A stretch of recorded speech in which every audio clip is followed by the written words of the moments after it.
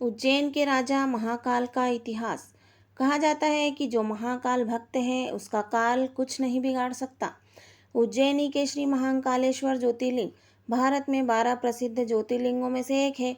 12 ज्योतिर्लिंगों में से महाकालेश्वर ज्योतिर्लिंग की गणना तीसरे स्थान पर आती है, किंतु अगर प्रभाव की दृष्टि से देखा जाए तो इसका स्थान प्रथम है।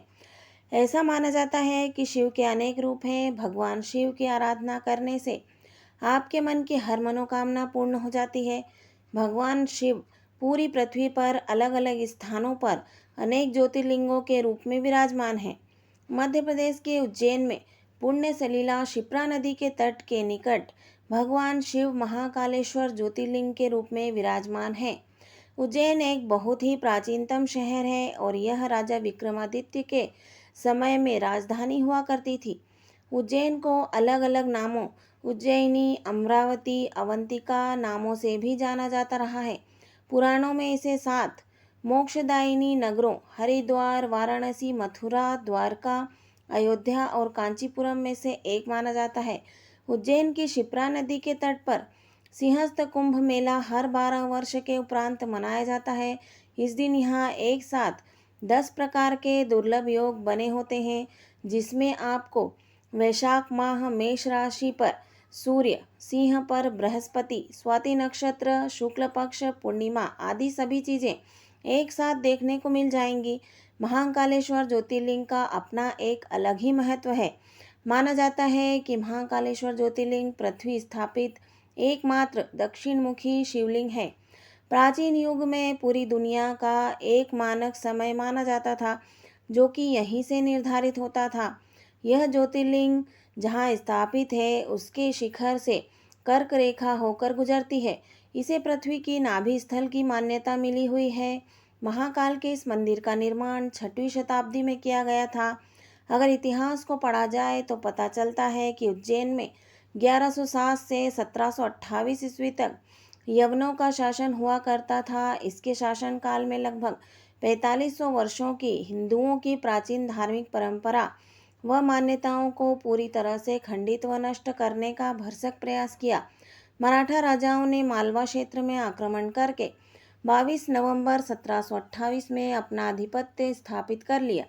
इसके बाद उज्जैन का खोया हुआ गौरव पुनः लौटा और सन 1731 से 1809 तक यह नगरी मालवा की राजधानी बनी रही। मराठों के शासनकाल में उज्जैन में 2 महत्वपूर्ण घटनाएं घटी, जिसमें पहला महाकालेश्वर ज्योतिर्लिंग की पुनः प्रतिष्ठित किया गया तथा यहाँ पर शिप्रा नदी के तट पर सिंहस्थ पर्व कुंभ मेला स्नान की पूरी व्यवस्था हुई।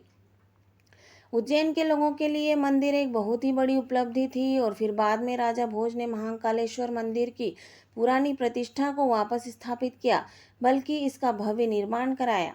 महाकालेश्वर ज्योतिर्लिंग को लेकर एक बहुत ही अनोखी कहानी जुड़ी हुई है। अवंतिका नाम से एक रमणीय नगरी थी, जिसे आज हम उज्जैन नगरी के नाम से जानते हैं, जो भगवान शिव को बहुत प्रिय है।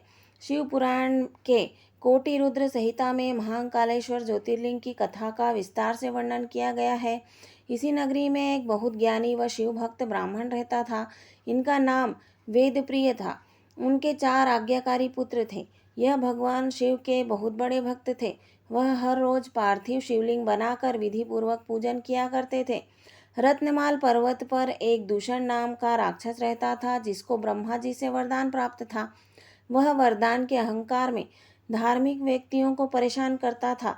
उसने उज्जैन के ब्राह्मण पर आक्रमण करने का विचार बना लिया। दूषण ने अवंतिका के ब्राह्मणों को परेशान करना शुरू कर दिया था। वह ब्राह्मणों को कर्मकांड करने से मना करता था। वह धर्म कर्म के कार्य करने से रोकता था। सारे ब्राह्मणों से परेशान होकर शिव भगवान से अपनी रक्षा के लिए प्रार्थना करने लगे। ब्राह्मणों के विनय पर भगवान शिव ब्राह्मणों की रक्षा के लिए साक्षात महाकाल के रूप में प्रकट हुए। शिव भगवान ने अपनी शक्ति से दूषण को भस्म कर दिया। भक्तों ने भगवान शिव से वहीं स्थापित होने की प्रार्थना की तो भगवान शिव वहां ज्योतिर्लिंग के रूप में विराजमान हो गए।